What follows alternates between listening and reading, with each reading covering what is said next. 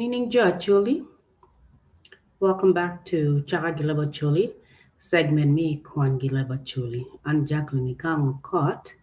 I'm session number 72, reading on Agoro, the Agoro clan of the Acholi tribe of present-day South Sudan, okay? So today we're reading on Agoro Lacuc, meaning Agoro territories to the right.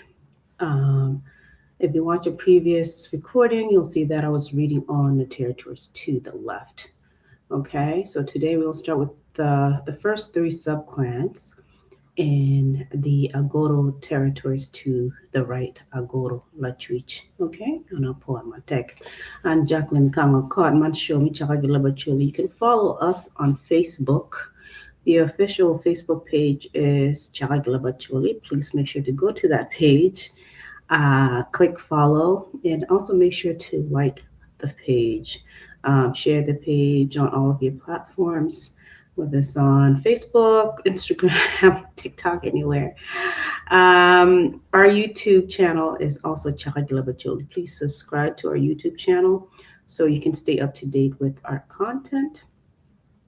I also air and post these recordings on my personal Facebook page, which is Chagi South Sudan. Okay, so please make sure to like, comment, share everything. And please also note that on my personal page, Chagi South Sudan, I also post miscellaneous things that I may find interesting, funny,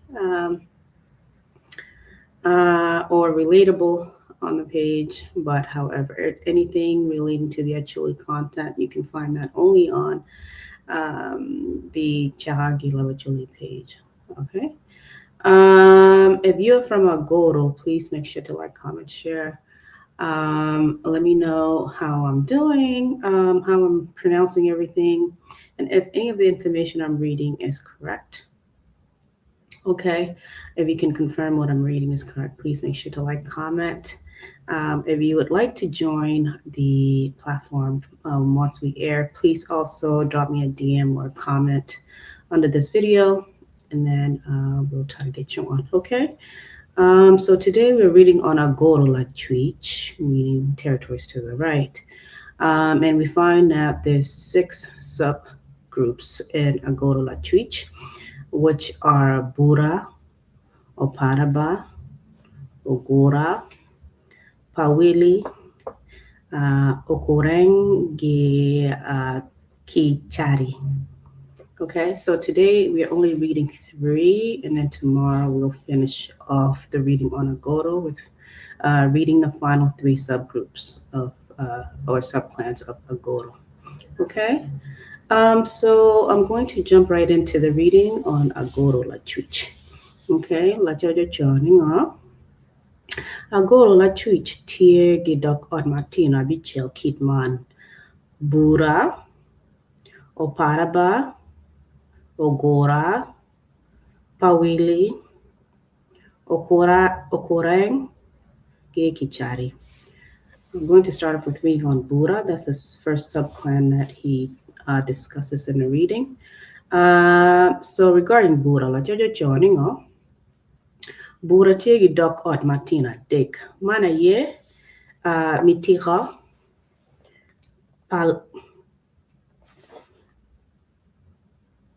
Paliech. The way he spelled it is different. Paliech ge pa amiri.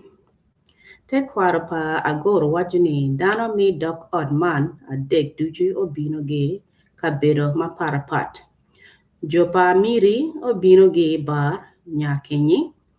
Gino weha lobo mi ba pilok mi kich. Rod amiri aye okelo dano man I lobo agoro. La chen dano man olungo kumgi ni pa amiri. Matien loke ni luak nyo dano pa amiri. Rod amiri oworogi kirikot. Tonke wa bulke. Wandong pe wangeo. Kai nge topa ruor amiri kiri koro dong bod anga. Okay. Ento kari bet te kwarpa agoro wachni dok ora dik mi bura obino gi kabedo ma parapat anongo ni dano mi agoro pori pe ngeo kama jo gimiro nywan mikiro gi jo paliech. I think he mikiro gi jo paliech obino gi iye. Ento dana mokene tamoni dana mi dok ot adek man ducho bino gi ba nyakenyi. Andong atamani lo dira goro mapol tamo kid man pien dana mi acholi maduong obino gi ba nyakenyi. Okay? Wabedo ka neno malo kany ni jo agoro ikar mi achonya gin ducho nongo bedo ka chiel. Chila chien muna yeo poko dano ma oweko jo mokene obino ikatire in present day or old Sudan, I would say. Kari bete kwaro mi acholi pe wajo dakpa jo agoro gi katire maginyo chiro kwere e ba nyakenyi. Andong atamo ni nen chalo jo agoro mokwongo gin obedo ikatire. Kala chien gino dak e ba nyakenyi. Gikenyu gindongo bino kwere e lobo acholi. Mana ye gin ma weho dano wachoni jo agoro bura obino gi ba nyakenyi. Ento kawa lobo lok mi te kwaro mot wanongo ne jo agoro bura obino gi katire.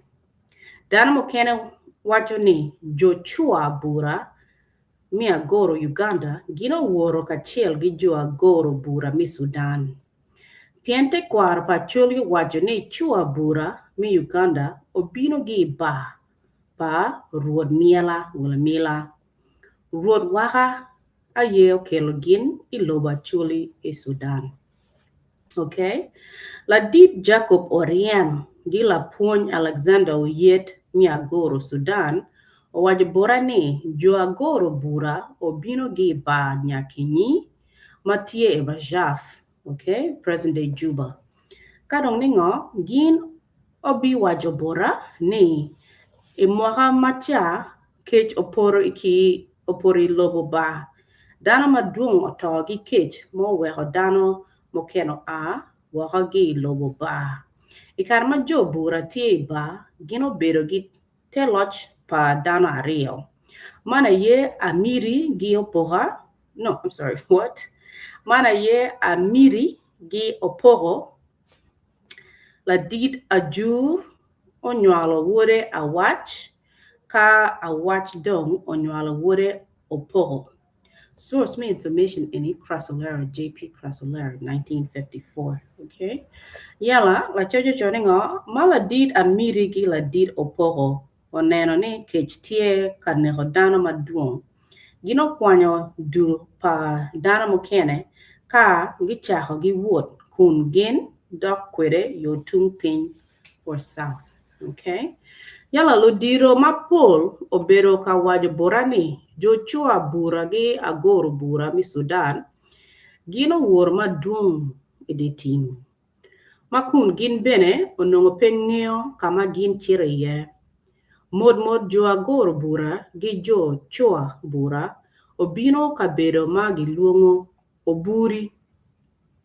Inge nino ario nyo adek magin politie kanongo yueo korobino ma alwala dere. What does that mean? Koro chue madit ogengo wood bodgi anyim waka. Ping duju opong pi. Wood gi mon kagilotino obedo tek. Piman dana mi agoro obedo oburi manok wek ping oyube wala oyabe. Ikarma kot owany ching orieny gi otieno menu chut dano omenyo ngwen agoro. Te kwaro pa jo agoro wachini luakpa amiri o maka ngwen maduong chi luakpa opogo gi jo chua bura matintie Uganda, gino mahongwen manok. Luak pa miri, mao neno ni, chiamo doho duong, gino wajabo luak pa pogo ni, dong pe mere anyim gi wuot. Gin miro bedo e oburi, nyo ka luak otiro chamo ngwen, ma omenyo amenya, kala chien we gino tam lok michiro anyim. Okay?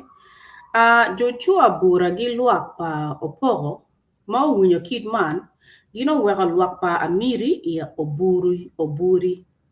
Gino chiro ogeri kom jo agula garo. Agola garo. I don't know if I'm saying that correctly, okay? Ikom got agoro i Uganda dobong kala chien luak pa opogo olungo kom gini agoro pa opogo. Nyo logot agoro. Ka jo agoro madong Sudan olungo kom gini agoro pa ba. Duan wajini jo agoro pa opogo mokene la chien gino duogo ilobo Sudan, Onyo Acholi mi Sudan, ento gin pe ori ilobo Sudan.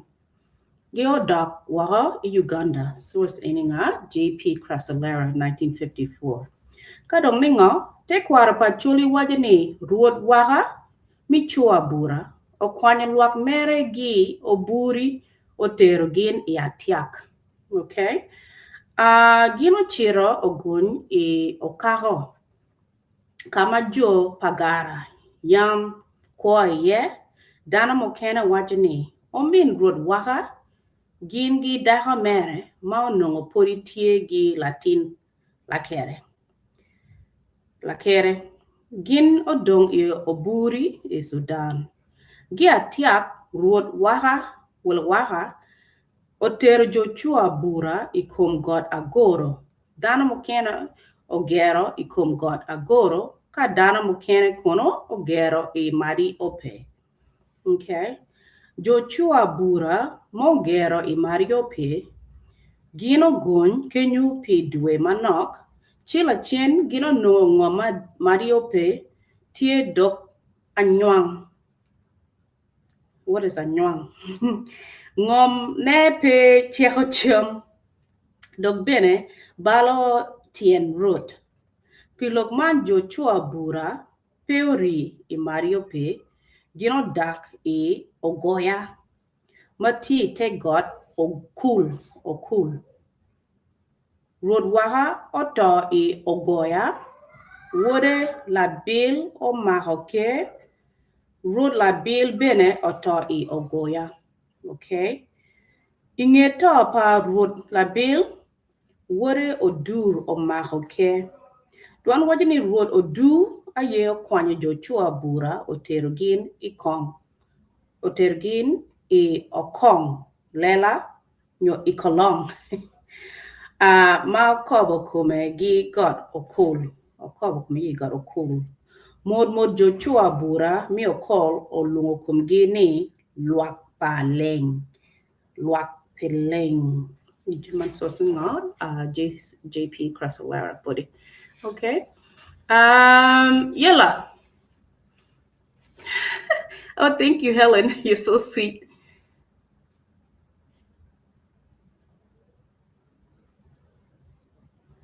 Okay. Thank you.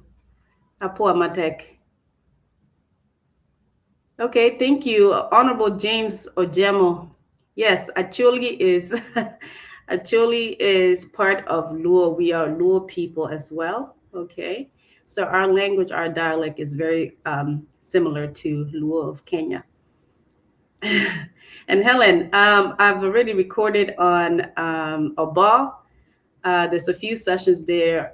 If you go and watch on my YouTube channel, Chaka, Leb Acholi, you'll see some recordings on Oba. There you'll see all the information you need to know about the Oba people. My mom is also from Oba, so I touched on that very early on in my reading. Okay, go to Chaka Leb Acholi on YouTube or Chaka Leb Acholi on Facebook, where you can find all of the previous recordings. Okay, thank you so much, Honorable James Ojemo. Okay, guys.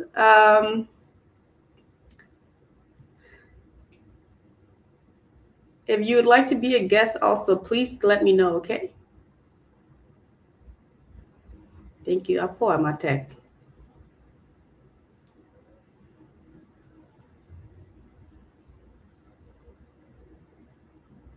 Nice to meet our brother from Kenya.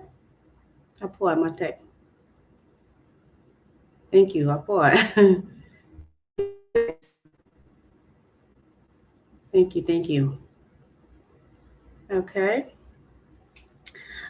So now, regarding Bura, that went back to Uganda and then they came back into Sudan. La chojo choningo. Dana mokena wajani jo agoro mi Uganda dujupe o chirogi Sudan. Okay. Jo agoro mokene obino gi kabero ma parapat. La chen jo agoro ma obino gi Sudan gi jo agoro ma obino gi kabero mokene opore dok od Martina pa kidman. Okay.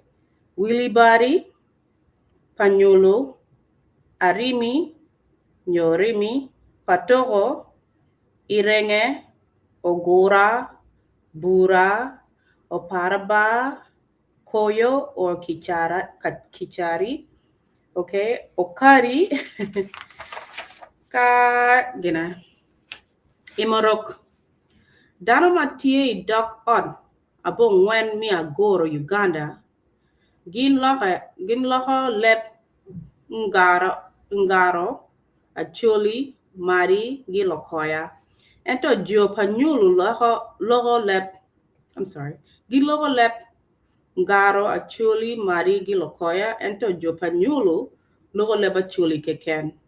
Gin Pe Loho Leb Mokene Mapat, Gileb Acholi. Okay.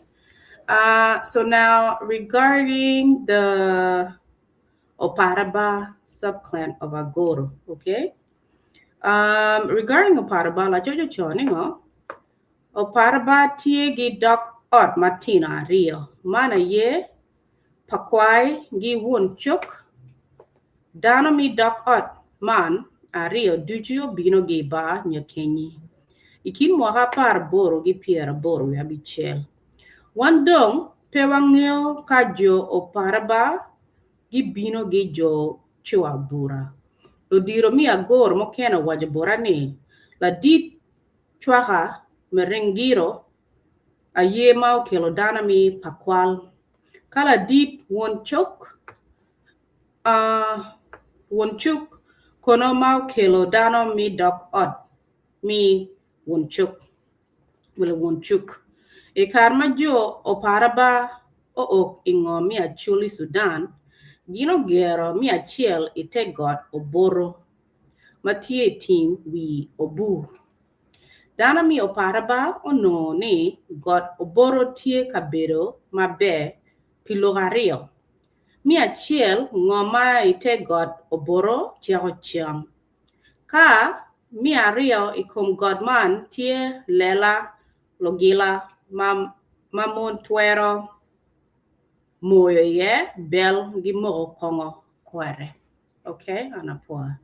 Yala ka dong ningo giku marach mapodi jo Oparaba pe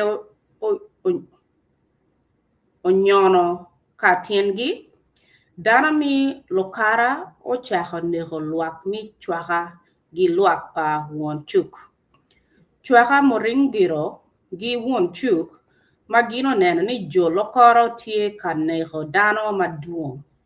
Gino kwanyo luak mi Oparaba gidak ite got logora matie itim deo. Tim deo aye tim pa jo Oparaba. Te kwar mi agor wajani jo Oparaba obero ite got logora chok moha piera ngwen kolo from 1886 to 1926. So apara boro gi piera boro we bichel. We apara boro wan gi piera ria we bichel. Okay. Imwaha apar bon wan gi piera ria we bichel monu o gwar jo Oparaba otero idok la ora Achila I Paniquara. Jo Paraba obere I Achila Pi Moha Chaka a part bong when the pier we be chill we a part bong when the pier deck we are when. Okay. La chen jo paraba o nongone Achila bene pe kabero mabe. Pien nongo pi amara tek. Idwe michue dano tuamo pi amara gimi tedo. Idi lo ora Achila ento idwe mi oro mon chiro kayenyo pi ka kamabo mati chok chok meal a beach. Imora par bon wan di pira dek we beach pi lok mi chan pi jo parabao a wahagi a chila. Okay. Give me 1 second here.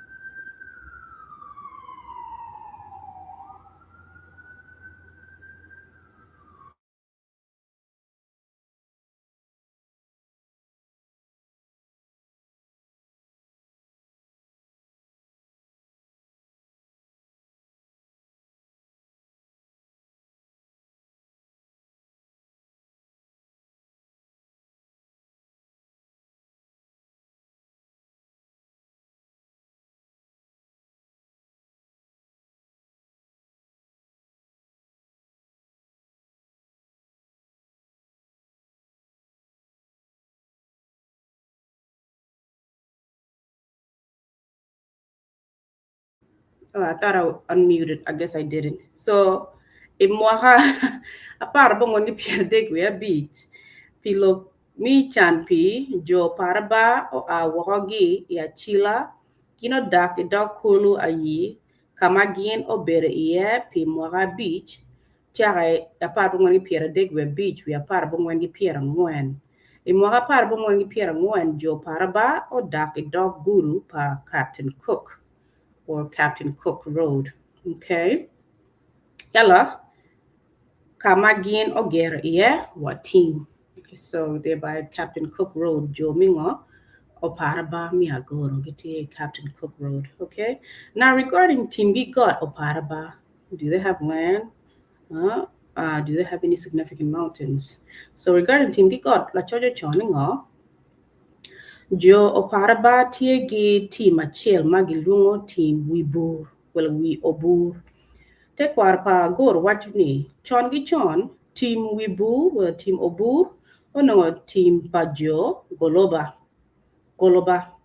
ikin moha mia par bongwen jo goloba wala goloba o cholo timan gi latina nyara mi won chuk magin oneho mana yegin mo weho team wi obur o dogo team pajo o paraba Dwan wajane la ko chiri ba mi team wi obur mi achiel obero won chuk.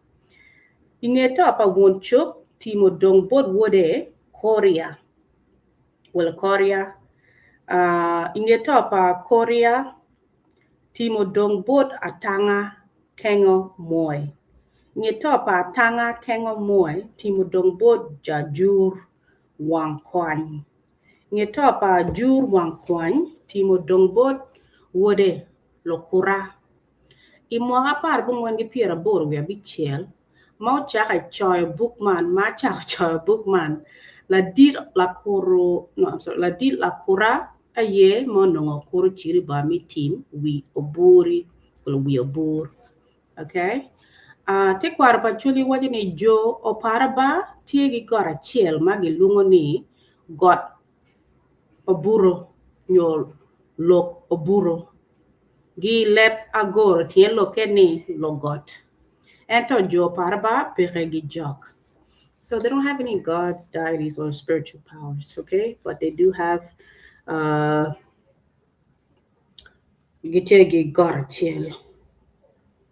Okay? Which is God Obuto. Obuto, God Obuto, that's their mommy, okay? Now, regarding the last subclan of Agoro, which is Ogora, Ogora. Jojo joining on regarding Ogora. Jo Gora tiegi dok ot Martina Rio. Mana ye, Wurber, I may be pronouncing this wrong. Wurbe, Gi Nyamuto Kori. Yamoto Kori. Okay. Lodiro Agoro mokena wajabora ni jo wube mokeno bino gi ru lolobo. Kadana mokene kono wa obino gi rumbek. Duan waja ni jo wube mau bino gi ru aye mau chahonongo ngom mi Agoro nyo edia cholmi Sudan, okay? Gino bino ikin moha apar bichel gi pier boro via beach. We mia apar biro. Ka jowu be mau bino gi rumbek gino donye lobo Acholi Sudan ikin moha mia apar biro gi apar boro gi pier boro via bichel. Gino geri kom jo ube mau bino gi aru dog bong. Okay, foreigners. Yala dana mokene tamoni ikarma jo ube mau bino gi rumbek o iloba choli dana mi Agoro mokeno nongodong tie ikabero ma tie chok i got pika. Okay, la chen dana mau bino gi aru kachiel gi dana mau bino gi rumbek gino rebe iganga chiel matin walungoni wube matie i Agoro Sudan. What do you think? Drop your comments, okay? Yala, dok od mi, Yamoto Kori, bene obino gi rumbek ikin mwara mi apar biro gi wi apar bor gi pier bor wa bichel. Wan pe wang neo ka dano mi Yamoto Kori,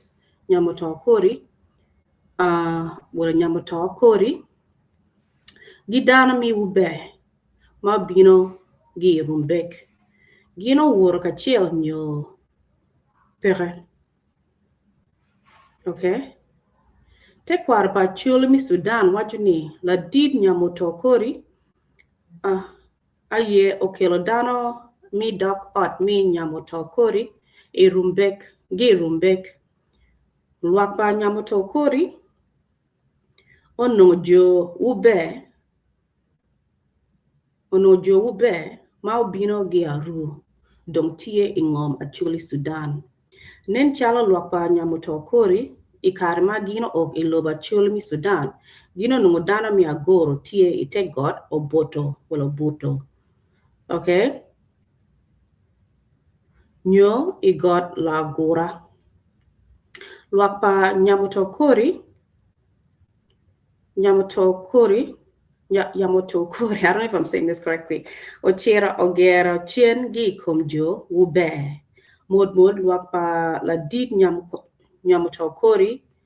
Olungo kumgini luak pa Yamoto Kori nyojo Yamoto Kori. Okay. Dan mukena waja ni jo Yamoto Kori panyulu imode giteng dano mi ube mukena gino woro kachiel gi jo chua Bura mi Agoro maukaro Sudan, Uganda. Ka jo Yamoto Kori dong chen pilokom ngwen. Kidma wabero kanena ne anyech. What do you guys think? If you're from Agoro, you're from Jumi Yamoto Kori mi kena Agoro nyo panyulu imodi. What do you think? Who can you ningusa rokan? And why did you guys stay back? Bodaga Uganda, we made a bit of Sudan local one. Is that true? Drop your comments. I'll pull out my deck. Now regarding Timgi got Agora. Timgi got a Jumi Agora mi Agoro. I told you joining Jo Agora tiegi team achiel magi lungo ni team Logora. Latin mi wube aye makoros chiriba mi team man. Lodira Agoro obedo ka wajabora ni gin pe ng'eyo nying lako chiriba mi achiel ento lako chiriba ma dano wigi po inyinge obedo la dit Gambuyi wala Gambuye. Okay. Dana mokena ma bero ka koru chiriba ingeta pa gumbeye lo dira goro pengeo nyinge. Manduju time pien lok me te kwaro dano pe ochoy ping. Lok duju lo dira wajo bot lotino gidok. Lok me te kwaro kala did o wajo bot latin mariek. En tuero maho lok maduong ento kalo diro o lok me te kwaro bot latin maming tien mapol wilatin man will waka ikom lok mapol. Okay? So jog ogura tigi gara chiel. Mana ye god nya kenyi. Mana ye god pa jo ube. Okay? Jo gora bene tigi jok magi lungo wubura. Wobura.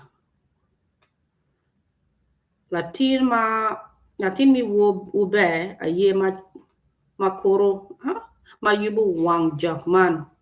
Lo dira goro pengeo nying dano machion ma obedo ka yubu wang jok. Ubura.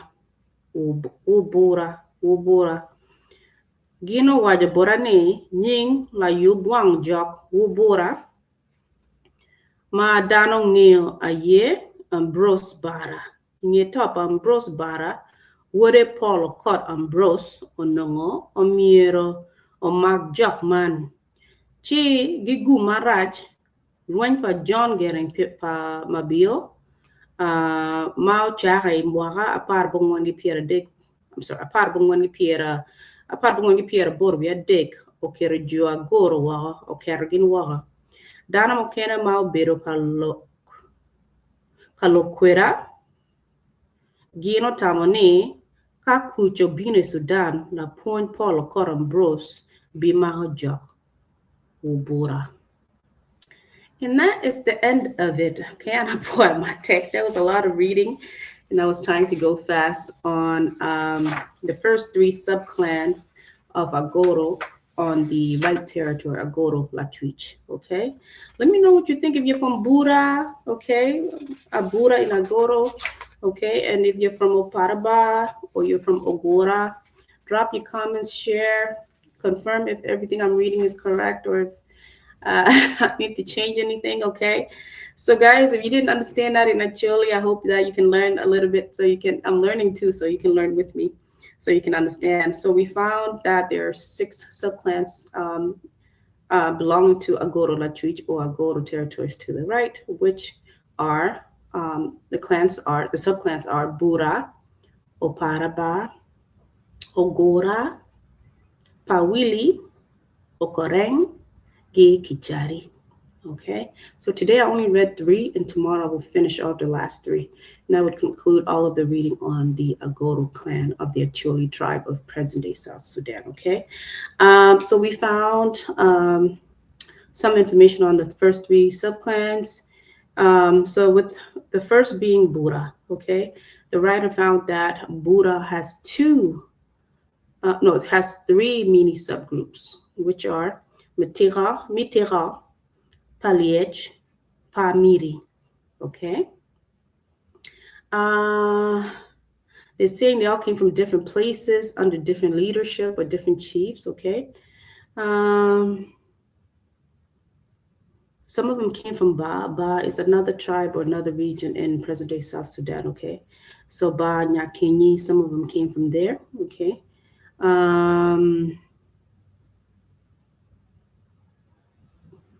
Okay, and then we find that they came from under different chiefs. Chief Amiri, okay, or Lord Amiri, and then also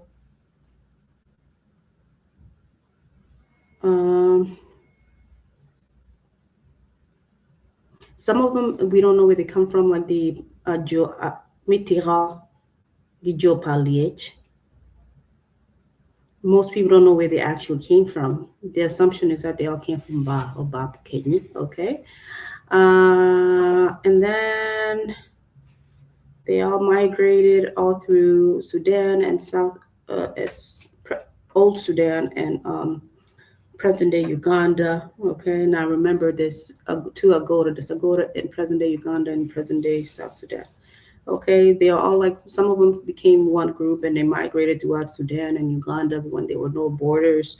And they did split up because obviously they were fighting for either rights to the throne or because of famine. They can't find food, they can't find a place to grow food, or they couldn't find water, a source of water to secure their community.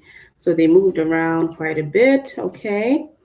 Um, So the people, Agoro people from present day Uganda were the Bura people, okay, who became the Agoro people, and some of them became parts of other uh, communities in South Sudan, okay.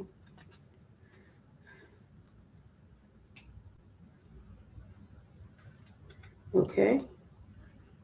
So the Bari people at the time, Bar Kenyi, where these people came from in present, well, in old Sudan, was they came from a place called Rajah, which is present day Juba, South Sudan. Okay, so there's a lot of information on that. And regarding the Oparaba subclan, okay, Oparaba has two mini subgroups, which are Pakwal and Wonchuk. Wonchuk, okay. And they also came from Barnyakenyi, which is in present day Juba. Okay, in 1886. They migrated through Agoro territories in present day South Sudan and also in present day northern Uganda before later settling in where they are today. Okay.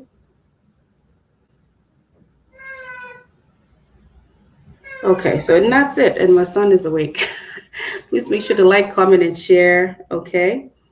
And then also regarding Ogora, they have also two subgroups, which is Ube and Yamoto Kori. Okay. Tomorrow we'll read on the remaining three subclans. Thank you so much. Please like, comment, and share. Thank you so much, guys. Okay. Stay tuned. I will read again tomorrow. Okay. Have a good night.